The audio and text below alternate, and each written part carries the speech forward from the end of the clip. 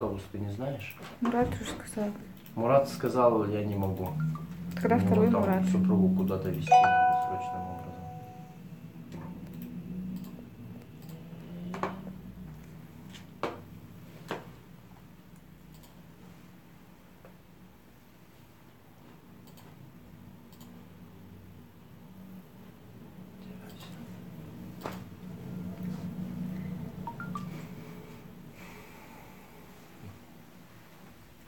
Жандаров Мурат кем? Вообще Жандаров Мурат. Кто? Это руководитель отдела язык. Это руководитель? Угу. Отдела язык. Вот я в Средней Азии работал директором. Угу. Заходит ко мне парнишка. Представляется Жандаров. Я базу Да, говорит. Откуда ты? А вот я, говорит, от Ленинабада недалеко живу. Как я услышал про тебя, я, говорит, к тебе пришел. Я говорю, Жандаров, отец твой здесь живет с тобой? Нет, он Это говорит, надо будет ему рассказать. он говорит, в ПСЖ. Все, подскал. YouTube идет. Оказывается, у него мать узбечка. Ближе сядь. Они там, видать, это самое, поженились. Ничего. Не-не-не, сильно. Ну и, короче, он родился. Ага. И этот отец сюда переехал, в ПСЖ, а они там остались. Мать узбечка. Все, Хасан Маркович, давайте. Всё, слушай.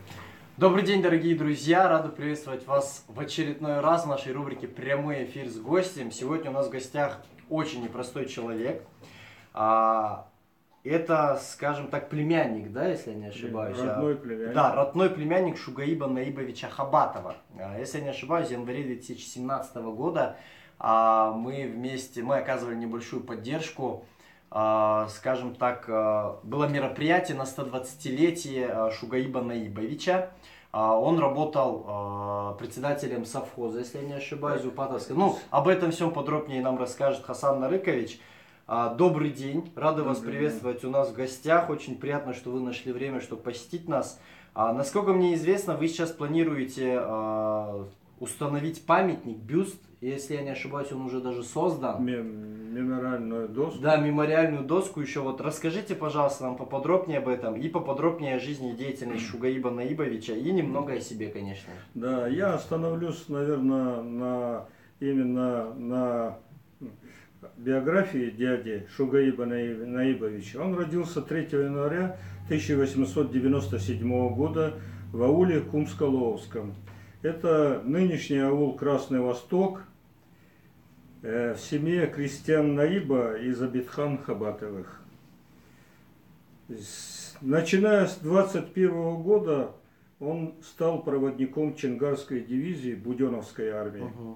Вступил в комсомол, был назначен бойцом части особого назначения по борьбе с бандитизмом.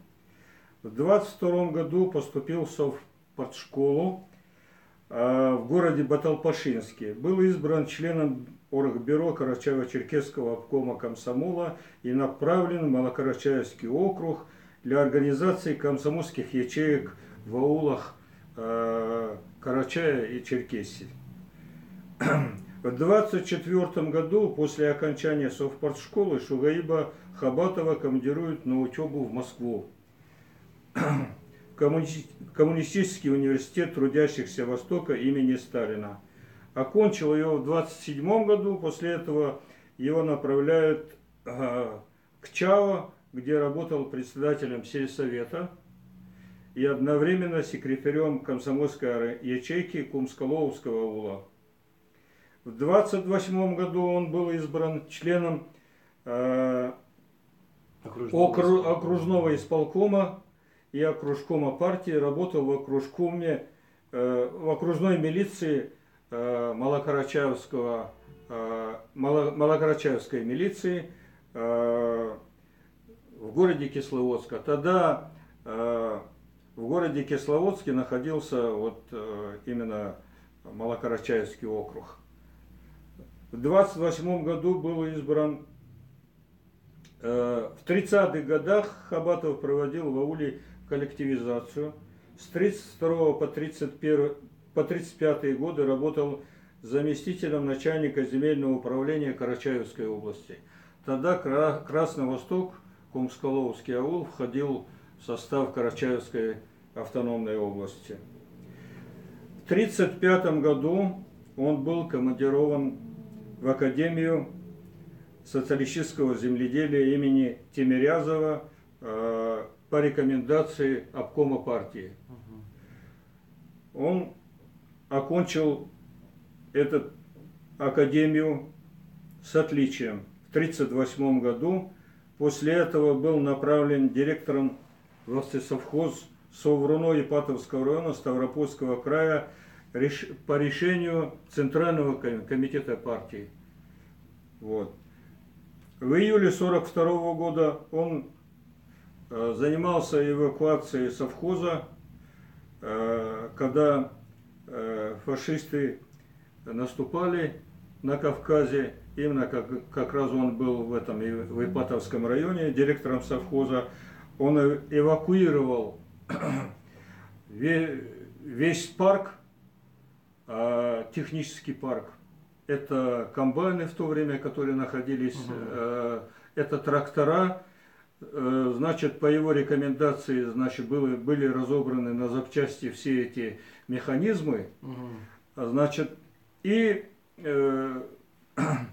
значит, сохранили они, чтобы они были сохранены, смазали их и закопали на определенное время, пока оккупация пройдет фашистов. В 1942 году, значит, вывели, к тому времени у них было, значит, в совхозе 40 тысяч овец уже было.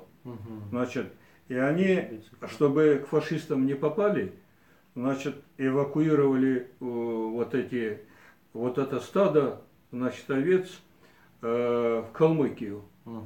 На пути немцы отрезали им путь, часть стада была отбита, но большую часть стада он сохранил.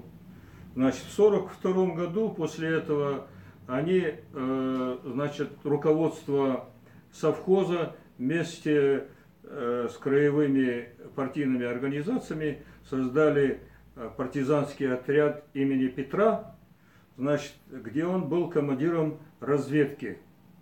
Работал он командиром разведки, значит,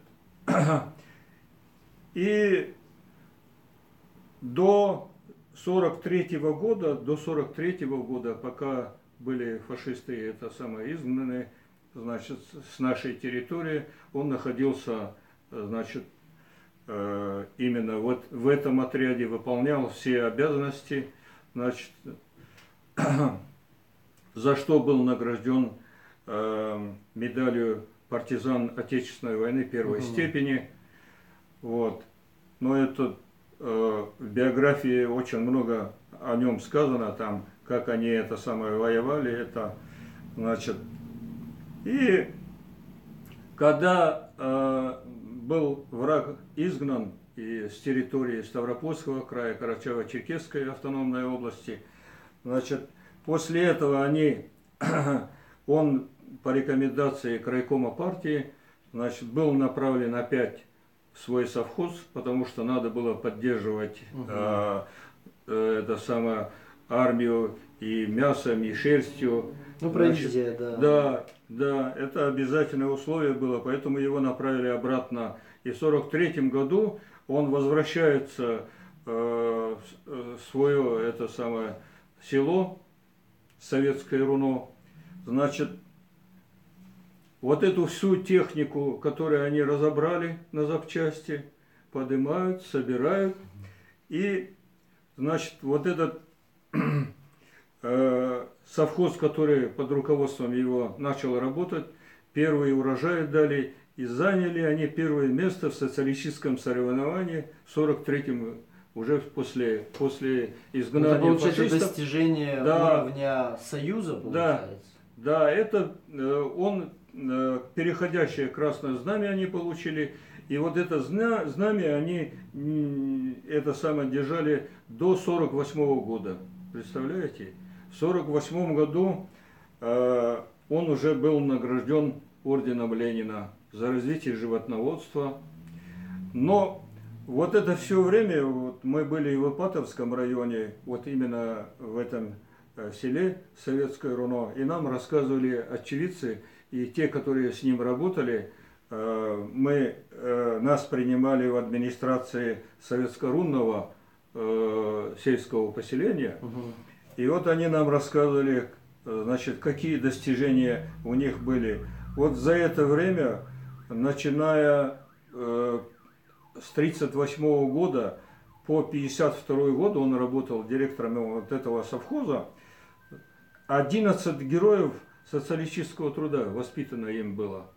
Значит, они получили вот эти звания, и вот когда они нас пригласили, ну давайте, говорит, выйдем, посмотрим это самое, на наше это самое, где аллея героев труда. Мы выходим, смотрим, вот 11 героев труда, значит, мы спрашиваем у них, так при ком вот эти герои люди стали? Это, говорит, вот ваш дядя.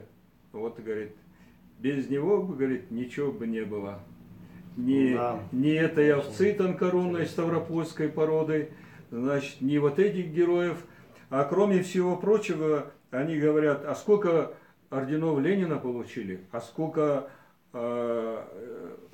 орденов Красного Знамени. Вот тогда вот эти ордена очень такие значимые были. Потому что... А вот сохранились ордена у вас где-нибудь в семье? Вот эти ордена сохранились у его внучек. Но они находятся сейчас, одна внучка находится в Испании, другая в Финляндии, третья в Москве.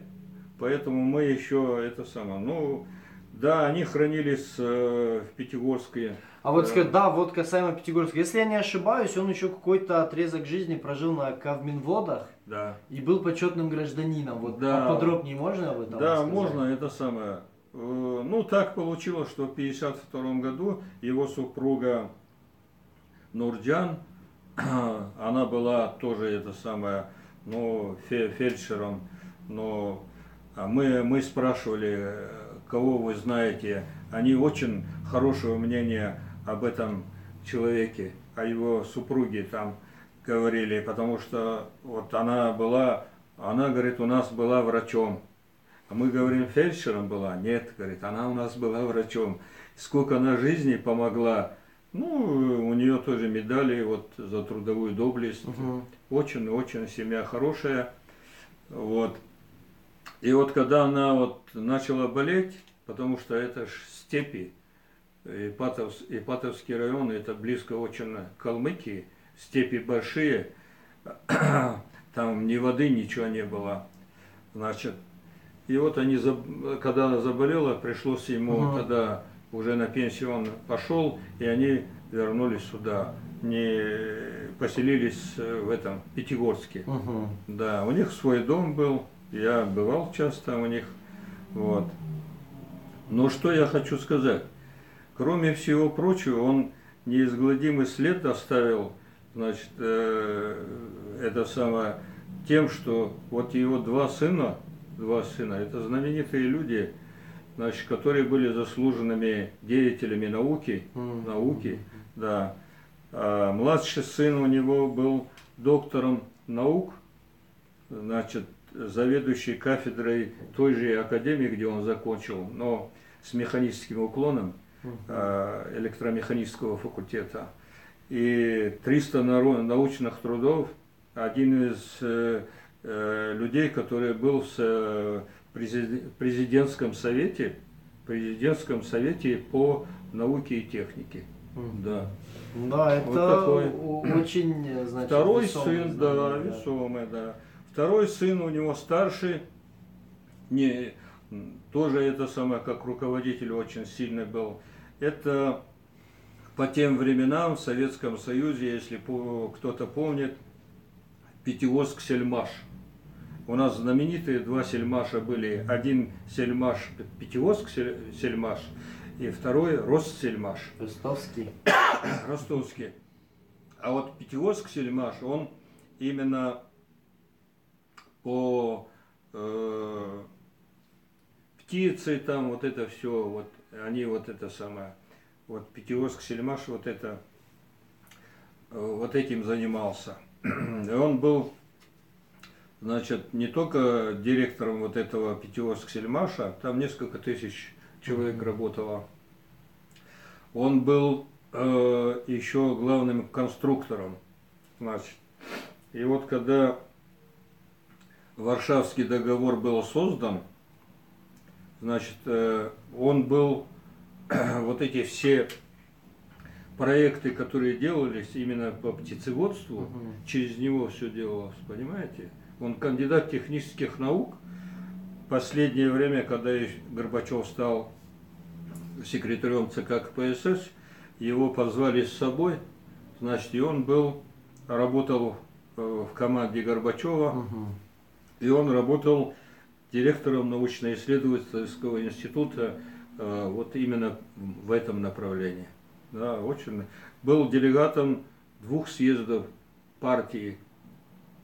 Да, последние вот Да, эти. деятельная семья Да, получается. да, да. Вот такие это самое успехи у них были.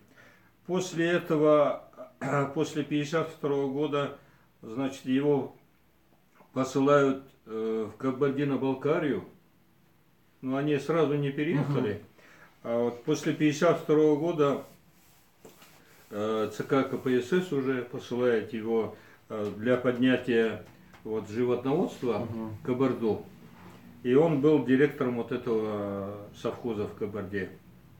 Он тоже неизгладимый след там оставил. Значит, там очень было развито это самое тоже животноводство. Естественно, Кабарда тоже это самое развитое животноводство, то же самое, как в Карачаево-Черкесии и в Ставропольском крае, да. И после того, как он поставил на ноги вот этот завод, он обычно заводами занимался, и он завод, когда поставил на ноги, его переводят в Мектепский район Ставропольского края, значит, там тоже он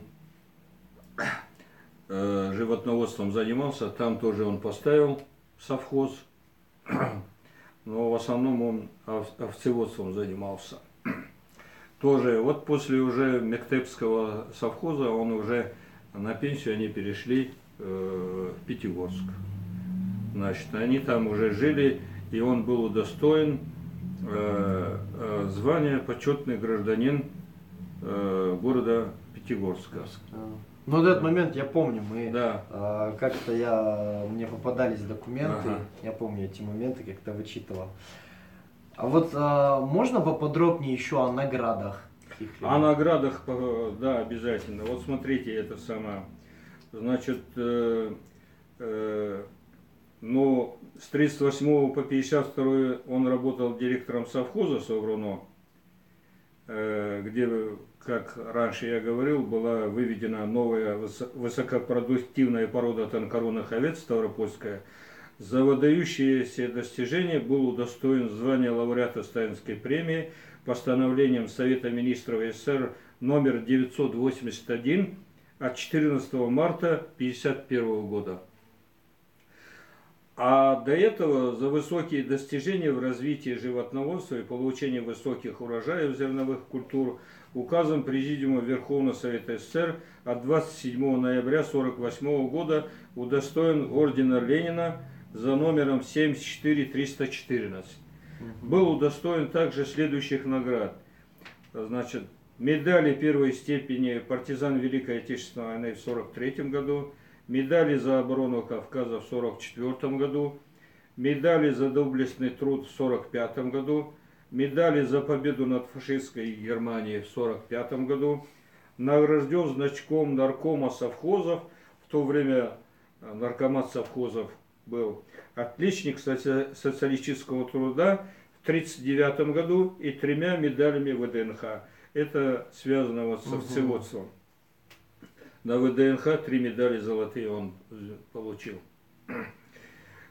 Порода овец ставропольская. Вот мы посещали Ипатовский район, и нам, значит, те люди, с кем работали, в администрации собралось где-то около 10 человек, и вот они нам все рассказывали, что до настоящего времени разводит во многих хозяйствах Ставропольского края, России и за рубежом. Кстати, это самое, я что хотел сказать, мне подарили, когда мы посещали вот это именно село, Ага. да, и мне подарили, значит, книгу памяти трудовой славы Ипатовского района. И он там, его фотографии, все это самое, и написано, что это был один из первых красных командиров Советского Союза. Именно в Ну направлении вот сельского хозяйства. Это да, очень Эта интересно, книжечка на у самом меня деле. находится, это самое. Я обязательно, когда мы будем устанавливать памятник, обязательно мы... Вот. Это один из Вот самых то- главных тезисов. Вот вот до то- эфира вы буквально двумя словами обмолвились. Я, конечно, понимаю интригу, но Да. давайте, пожалуйста, сейчас вот максимально, насколько возможно, подробнее нашим зрителям расскажите, пожалуйста, точную дату, время, место установки бюста Да. и памятной доски мемориальной. Вот полностью подробнее, пожалуйста, об этом комплексе мероприятий. Я хочу вот сказать, дорогие товарищи, особенно моему роду Хаматовых, что мы планируем установить мемориальную доску. Улица у нас названа именем его, улица Хабатова Шухаиба Наибовича. В начале улицы, вот как раз у нас бывшее управление совхоза, мы там мемориальную доску будем ставить. Очень из черного гранита, хорошо сделанная. Вот. Кроме этого всего прочего, мы будем устанавливать памятник. Устанавливать мы будем его 5 5 мая. мая, а открытие будет 9 мая. Ага, значит, техническая сторона работы Техническая начинается сторона, 5-го, а да. официальное открытие в День Победы. Да, мы День устанавливаем Победы, памятник, это самое, памятник мы уже доделываем там, ну, это 100% мы уже это успеваем, мы об этом знаем. Значит, сейчас мы можем пригласить всех наших зрителей и Да. тех, кто в последующем будет смотреть наш эфир в записи. 9 мая аул Красный Восток 9 мая аул Красный Восток в 11 часов. в 11 часов, а место точное? Мемориал участников войны. Мемориал участников войны. Да. Ага. Вот на этом мемориале у нас это самое, значит, установлен в настоящее время памятник герою, можно так его назвать, у него 3 ордена славы. Значит, это Бежанов Керим. Бежанов Егорович, Керим. Да. Да. Рядом с ним, значит, будет установлен не менее на знаменитому нашему земляку, значит, Хабатову Шухаибу Наибовичу. Да, ну, аллея должна расширяться. Расширяться, да. Да, Да, это очень правильное решение. кстати, у нас есть еще там те люди, которые достойны. Это, значит, Аджибеков Тама, орден Ленина он получил. Но вот получил, должен был он героем стать. Ну, получилось так, что ему орден Ленина присвоили. Это вот за военные подвиги. Вот моему дяде за трудовую славу, вот, как говорится, орден Ленина получил. Это высший орден советской власти в то время, СССР. Значит, ну, не менее знаменитые. Я, когда вот мы с делегацией были, вот говорили это самое, ну, надо же, вот человек, один из героев соцтруда, а ему не присвоили звание героя социалистического труда. Ну, на что мне глава администрации сказал, ну, в то время такое было. Значит, руководителям не давалось. Значит, звание героев не давали тогда. Вот. Хотя у него успехи были и намного. Сами представляете, 11 героев в одном хозяйстве. За время работы с 1938 года по 1952 год. 11 героев социалистического Да. труда. Это Интересно. достижение, очень серьезное достижение. Ну, самое главное, что мы не забыли, и Да. светлая память о человеке живет, Да. и его потомки, его родственники заставляют, делают так, чтобы имя его звучало. А там какая награда была присвоена, нет, сейчас уже, согласитесь, наверное, не столь будет важно, как Да. сохранить вот эту Да, память да, и да. увековечить ее. Я думаю, вы со мной согласитесь. Да, и вот когда мы вопрос задали главе администрации вот этого сельского поселения Советского Ронова, он говорит, вы знаете, но пережитки там были такие, но почему памятник его не стоит? Надо было поставить, говорит, потому что от него все зависело, все вот эти достижения, чем прославилось вот это сельское поселение, это он создал первую школу там. Я много не говорил, но я тогда остановлюсь сейчас. Он первую школу создал. Первый интернат он создал. Почему интернат, мы спрашиваем, почему? Говорит, люди это самое, они на кошарах, на разных этих, понимаете, а дети-то где? Ну да. И он первый интернат он создал. Первую, вот не постесняюсь этого сказать, потому что очень серьезные места, там воды не было. А потом, уже при советской власти, уже начали это самое водопровод там, Кубань-Калауская, вот это все было, понимаете. А вот когда он был, не было воды вообще. И он вырыл колодец собственноручно или с помощью там, ну, в общем, это самое. Первый колодец бетонный, уже облагороженный, да, качественный колодец. И вот показывали, вот в этом месте ваш дядька жил, дядя ваш родной жил, и вот этот первый колодец, который был сделан, и он был сделан вашим дядей. Да. Да, это более чем весомо. С какой стороны не посмотри, обеспечить водой Да. население. Это Да, одна из- да. И это самое, показали нам его, правда, мы не зашли в это самое, его окна, его машину, значит, на чем он ездил, на Победе ездил, а за рулем, вот что интересно, участник войны, женщина, да, его возила. Потом разговорились, там глава администрации рассказал, ну вот я, говорит, это самое, хотите, говорит, я вам расскажу. Ну, бывает, вот человек прожил какую-то жизнь, там, деятельность какую-то провел, и от него какой-то след остается. Но я имею в виду быль, которые там повторяют, люди все об этом говорят в этом поселке, как он там руководил, как работал и так далее. Вот с этим связано.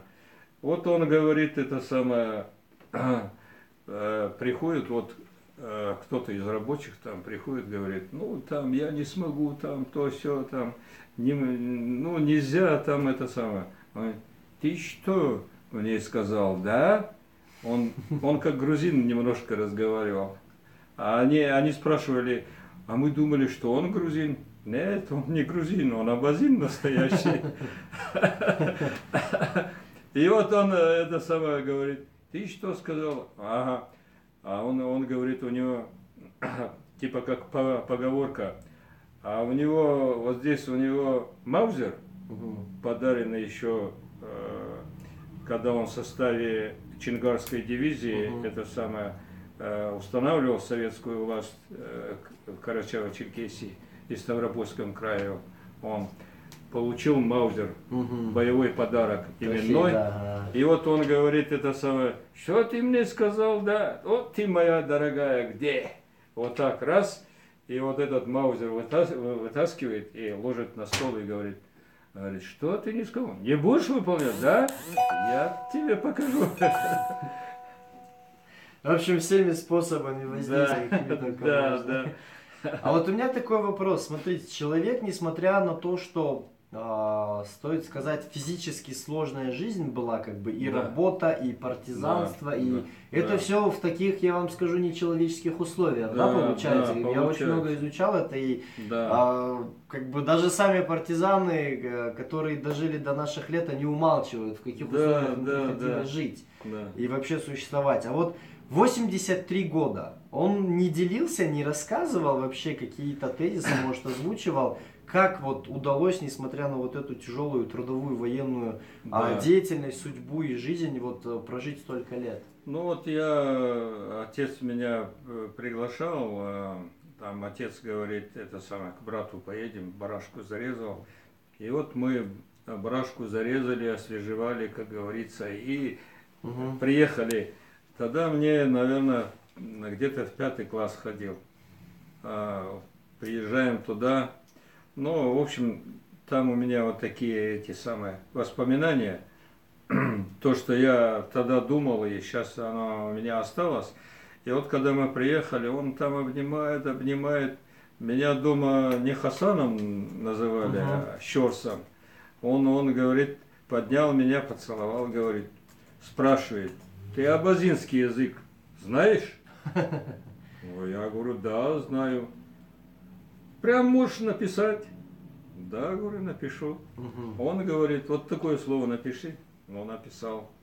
Потом он говорит, посмотрел, вот, говорит, смотри. А мы, говорит, себя считаем, что мы умные, там, что мы это вы, молодежь, умные, которые изучают абазинский язык, которые знают этот язык. Учи этот язык. Значит, язык свой будешь знать, и другие языки будешь знать. Поэтому вот такое отношение у него было. И он мне сказал, это не я, говорит, это самое, ученый, как говорится, да, это вы, говорит, молодые, которые вот знают языки, а вот мне, говорит, не удалось. Тогда вот языки не изучали наши, потому что... А вот скажите, пожалуйста, вы попозже. говорите, вас родные, близкие, друзья называют Щорс, хотя по документам у вас имя Хасан. Да. А вот у Шугаиба Наибовича было второе имя? Ну, как говорится, в Нет. народе нет, А да? в народе его называли Чохаиб. Чохаиб. Чохаиб. Ага. Вот Я просто к чему? Смотрите, вопрос такой возник. Наши ассистенты нам пишут. Спасибо за передачу. Мы не понаслышке знаем о Хабатове Шугаибе и его сыновьях. Вот А, видите, Че написано. Да, спасибо за прямой эфир. Мы узнали очень многое про них. Хабатов ЧН, я вот поэтому, да, у нас Да. Шугаиб Наибович, а тут Чохаиб. получается Чохаиб Наибович. Заслуживает много, он достойный человек, мы им гордимся. Вот. Кто-то из наших зрителей отправил вот такой вот текст, я вам его зачитал. Вот. Исходя из этого текста, я отписался ассистентам, они сказали спросить у вас. Вот я спросил, вы нас просветили, почему Че в тексте, значит Чохаиб его называют, да, Чохаиб. получается. Чохаиб, все его братья, значит, у него была, значит, семья Хабатовых, 11 детей, значит, и 2 братьев погибли на войне, вот, а остальные, вот, это самое, вот он один из тех, которые, это самое, совершил, ну, я считаю, и жизненный, и трудовой подвиг. Значит, он Да, много сделал, выдающийся человек, да, он действительно. много сделал не только для нашей фамилии, ну и рода, ну и республики, я имею в виду Советского Союза в целом.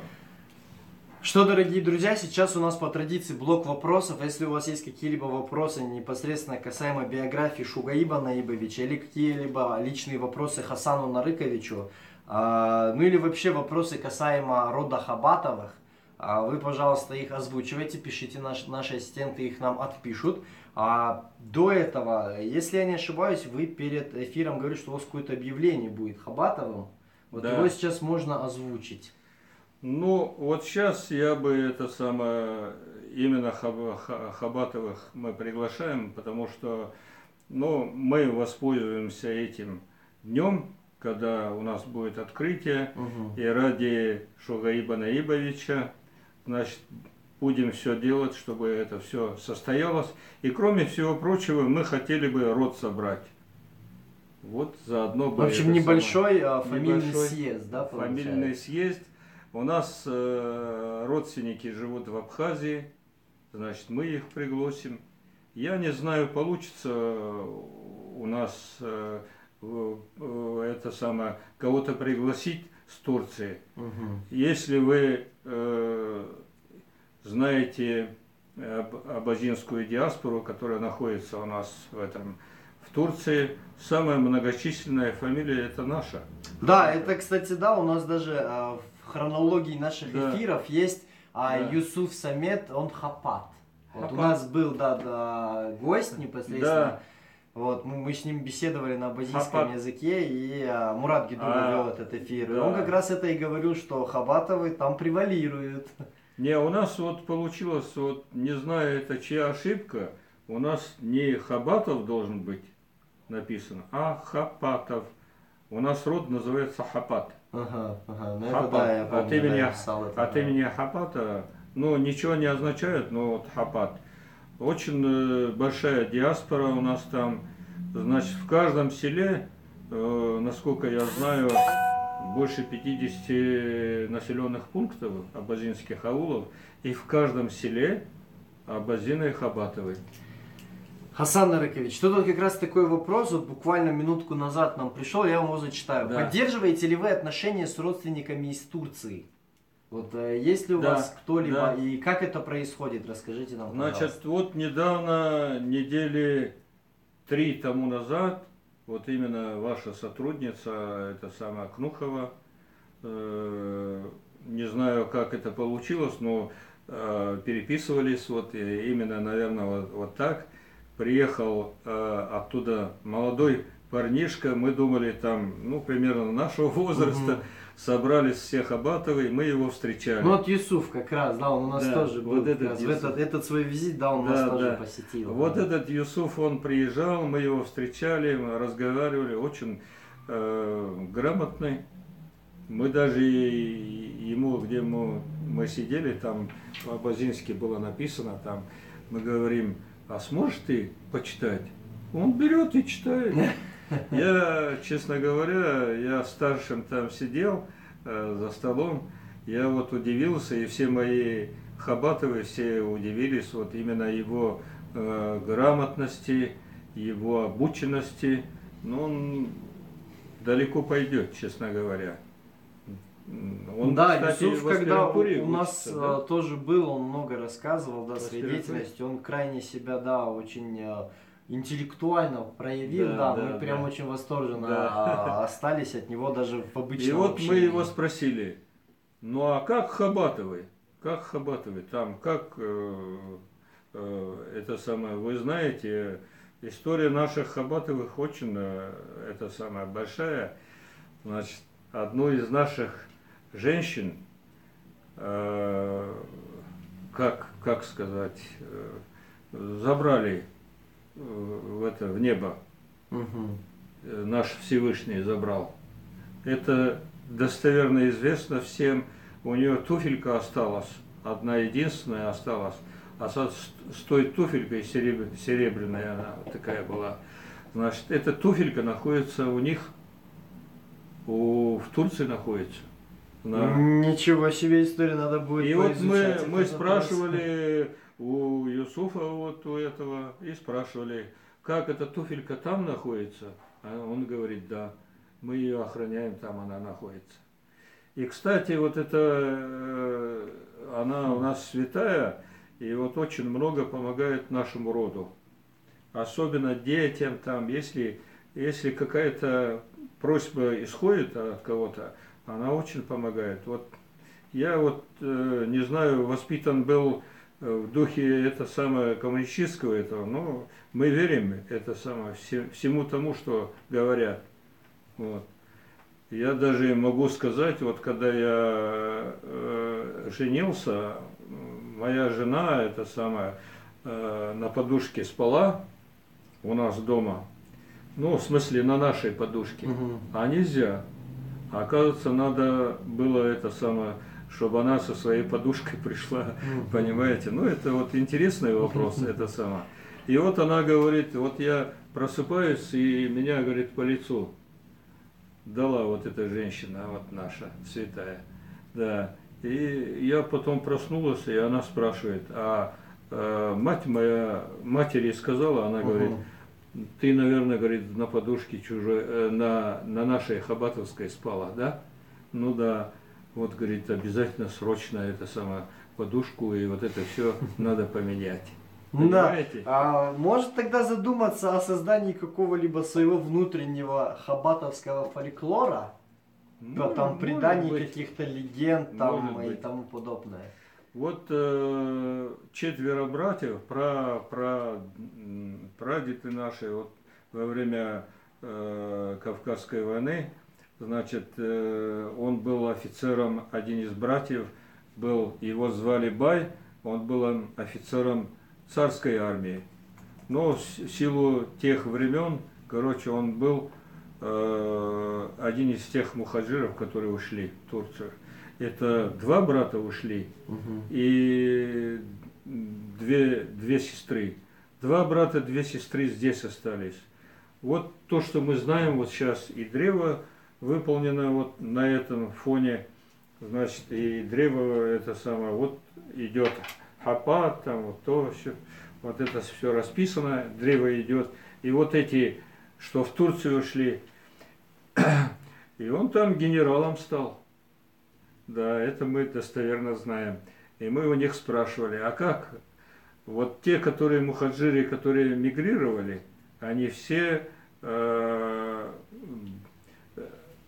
Турции дали им все имена турецкие. Это вы в курсе, наверное, да?